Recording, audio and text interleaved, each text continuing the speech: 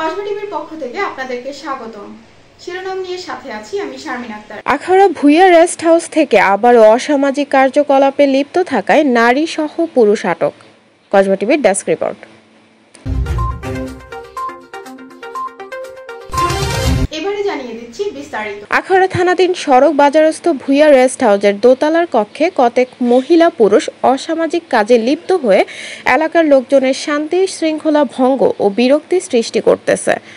উক্ত সংবাদের সত্যতা যাচাই ও আইনানুগ ব্যবস্থা গ্রহণের জন্য অত্র আখাউড়া থানার এসআই নিরস্ত্র মোহাম্মদ মোবারক আলী ও সঙ্গীয় অফিসার ও ফোর্স সহ 15 জুলাই 11টা 20 ঘটিকার সময় আখাউড়া থানাধীন সড়ক বাজারস্থ ভূঁইয়া রেস্ট হাউসের দোতলার কক্ষে উপস্থিত হয়ে মোহাম্মদ বাবুল মিয়া পিতা মৃত আব্দুল জলিল সাং শিবপুর থানা ভৈরব জেলা কিশোরগঞ্জ, জুই আক্তার পিতা মৃত জয়নাল মাতা মৃত তানিয়া সাং বালুচর কদমতলী থানা সদর জেলা সিলেট, রিপা আক্তার স্বামী জামাল মিয়া সাং বগলাবাজার ধলাখাল থানা মাধবপুর জেলা হবিগঞ্জদেরকে অসামাজিক কাজে লিপ্ত অবস্থায় জনবিরক্তি করাকালে আটক করা হয়।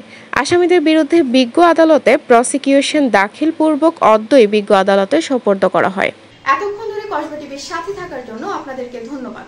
কসবা টিভিকে লাইক, শেয়ার এবং সাবস্ক্রাইব করে পাশে থাকুন। আল্লাহ হাফেজ।